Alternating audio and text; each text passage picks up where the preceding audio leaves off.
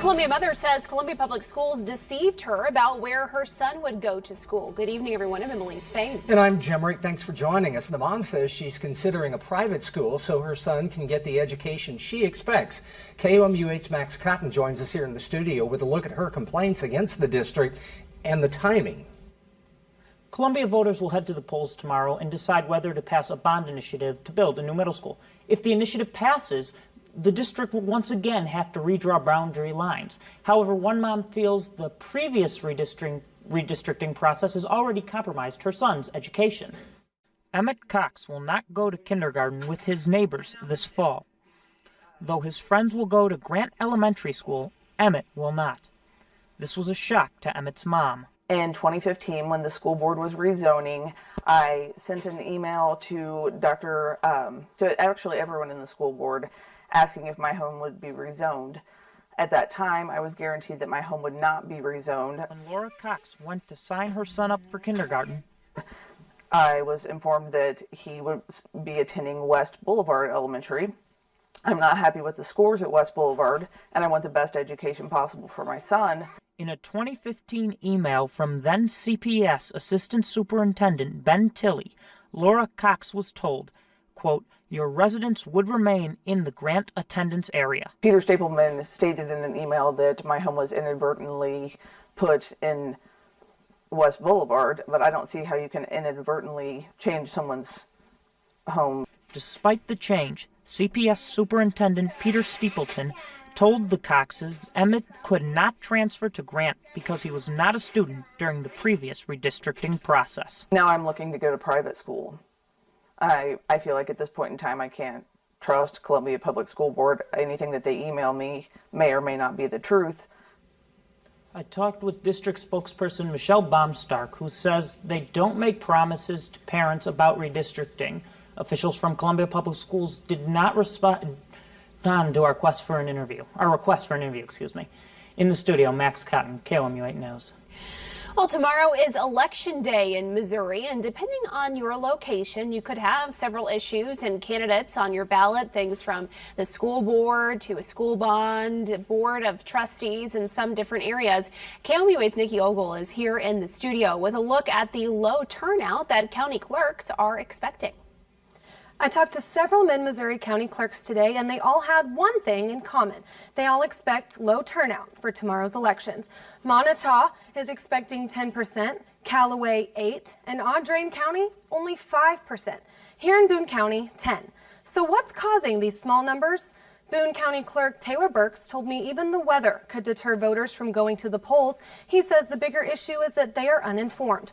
But one Boone County resident said voters are simply uninterested. On a local level, they're like, man, you know, we're in a small community. It's really not going to make much of a difference.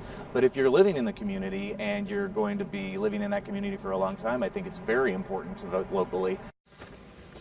The Boone County Clerk said voters may be more concerned with the size of the podium. This makes them more willing to vote in state and national elections rather than local ones. Coming up at 10, I'll tell you one way Boone County is trying to encourage voting among future generations. Reporting in the studio, Nikki Ogle, KOMU 8 News.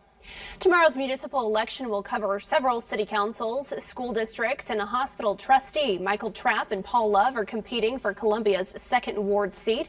Betsy Peters is running unopposed for the 6th Ward in Columbia. Greg Steinhoff and Mary Kay Dempsey are up for the Boone County Hospital trustee. Also a vote for 2 Board of Education members for Columbia School District. A bond is also on the ballot that would go to pay for school renovations within CPS and rebuilding. Attorney General Josh Hawley opened an investigation into Facebook's data breach today. He says his office is looking for the facts. A Columbia Facebook user says he's considering deleting his account when he heard his information could have been used by a third party. Hawley says he is a Facebook user himself and is terrified Missourians' information could be shared without permission or knowledge. Think about the kinds of information that we put on our Facebook pages, pictures of our kids, pictures of our family, pictures of, family vacations, pictures of our work colleagues, and then to think that all of that information and more might have been acquired by entities that we don't even know. I mean, who even knows who has this information? Hawley issued a subpoena to Facebook with more than 60 questions. Well, we have more rain and moving into the area this evening. Are you sick of the rain? I'm starting to be sick of it out there. When are we going to see some sunshine, and what's that election day going to look like tomorrow morning? Tim has your forecast. Hey, Tim. All right, Tim. The Columbia City Council will discuss a new ordinance tonight on weeds and, surprisingly, how to get more weeds in your yard. The city is hoping to encourage the growth of native plants. KOMU 8's Justin Kolar is live at City Hall to tell us what the proposed ordinance means for you and your lawn. Currently, the City of Columbia doesn't allow grasses of any kind to grow above 12 inches on your lawn or otherwise. But they discussed an ordinance tonight that would allow native plants and grasses like this to grow as large as they would naturally. And although on a day like today, spring still feels far away, plants like this will be filled with life soon. They say April showers bring May flowers, but what they don't tell you is it also brings weeds.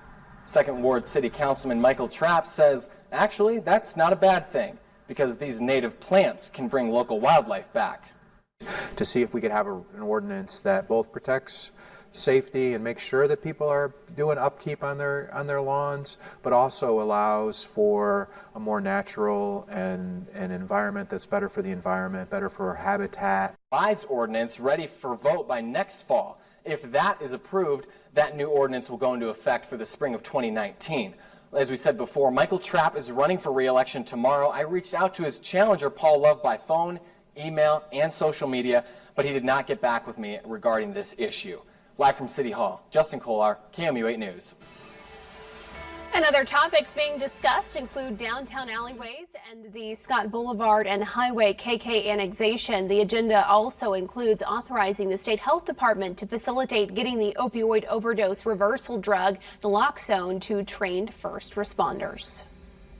At the Capitol, a bill could limit how much money insurance companies pay out after accidents. It affects cases where several people are owed insurance money, for instance, after a car accident.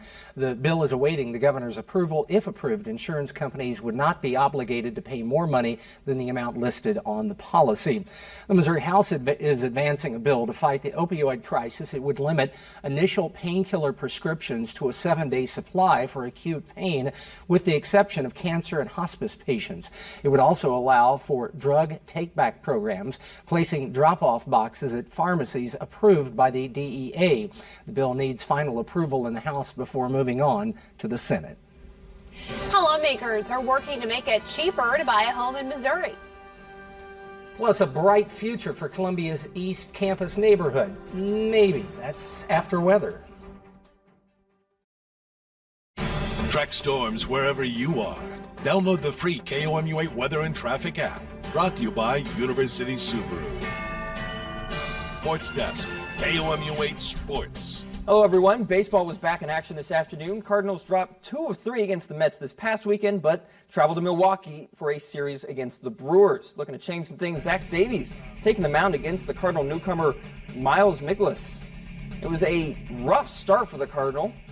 Second inning, Manny Pena going opposite field to put the Brewers ahead early 1-0, but the Lizard King gets back at him. Got the nickname for eating a lizard in spring, and this is what we call cold-blooded. Goes yard for his first major league hit. Cardinals ahead 4-2 thanks to that one. Move to the top of the 6th, 2 Redbirds on for Paul DeYoung, and he's going to help put this one away with his 3rd home run in 2 days. Leads the majors early in the season. Cards go up 8-2, go on to win this one 8-4, now 2-2 on the season. Rookie Jack Flaherty will make his debut tomorrow as the Cards look to clinch the series. Royals back in action as well, taking on the Tigers up in Detroit. 2 winless teams left in the American League. 3rd inning, Royals jump to a 1-0 lead as Drew Butera hits a sac fly to center. Then it was the pitching staff's turn to try and contribute. Jason Hamill took the mound for Kansas City, but start did not go as planned. Tigers tied up at the 3rd. 5th inning, bases loaded here. Nicholas Castellanos singling for a run. 2-1 lead. Next batter, Victor Martinez, with another Tiger single, scores a pair, and it's 4-1 Tigers. Following Martinez, the things just kept going. James McCann up next for the Tigers. He's going to hit a ground ball towards second baseman Whit Merrifield, who can't even handle it. All Tigers safe on the air. 5-1 Detroit. After 6 unanswered, Royals fall 6-1 for an 0-3 start to the season, making them the only AL team without a win. Now, After winning 2 games at Auburn, the Mizzou baseball team received some much-deserved recognition today. Tigers, ranked in the top 25 by D1 Baseball, the USA Today Coaches Poll, and the Collegiate Baseball newspaper. 9 other SEC teams in the USA Today poll, marking the first time ever that a single conference has had 10 teams ranked at once. Tigers were scheduled to play Missouri State Bears tomorrow night at Busch Stadium. Instead, that top 25 matchup has been canceled due to weather. And entering tonight, the Blues stood 1 point out of the final playoff spot in the West as they faced off against the Capitals. St. Louis looking to avenge a 4-3 loss to Washington earlier in the season. First period, Tarasenko going to get things started as he gets his shot opportunity in front of the net and puts it top shelf for his team-leading 30-second goal. Blues ahead early 1-0. Second period, not quite as kind to St. Louis. Nicholas Backstrom in front of the net, tie game on his 20th goal. Then it was Alex Chason slipping past the Blues defense, gets behind him, beats Jake Allen for the 2-1 lead. Blues still trailing in the third period, 3-2. We'll have full highlights from that one at 10. And that's it for sports. Coming up on KOMU 8 News at 10 o'clock, Hallsville schools are looking for $7 million to build a new gym and classrooms. The district is trying to fix overcrowding, an issue also seen in Columbia. That's at 10. Tim. Rain keeps moving into central Missouri this evening. For the rest of tonight, we'll just watch the more development of widespread showers and track that on the First Alert Weather and Traffic app. Temperatures tonight starts to rise back into the middle 40s. Eventually tomorrow, some thunderstorms. For the morning, afternoon looks very breezy. Temperatures get up to about 53 by noon. A Houston high school student went viral this week after posting a video of his reaction to one of the 20 elite schools he applied to. Student Michael Brown broke down in tears. Oh my gosh, you can hardly see what's going on there. After learning he was admitted to Stanford University. Brown's mother took the video of the 17-year-old as he screamed with joy of the news. Oh, look at him. Stanford is one of several college acceptance letters Brown would receive. His top 8 choices included Princeton, Northwestern, Yale, and University of Pennsylvania, all great schools. Congratulations to him. It's always neat when you see videos like that. There was also some interesting video from Houston today about the Astros unveiling. Yeah, we'll have that at 10, but I mean, they tried to unveil it. Tease it. Yeah, they tried to pull it down. Things did not go as planned for the reigning champions. It was a sight to see. And Mizzou baseball and Missouri State washed out. They still got 2 games on the schedule to play. So that whole idea of the dome, I guess, didn't work out, did it, Jim? Stadium. I guess they couldn't get it done. I think you'd have some riots after that. That is our time for now. Thanks for joining us. Have a good night. On air, online, on Facebook, on Twitter, on the News app, and the Weather app. KOMU 8 News. Coverage you can count on.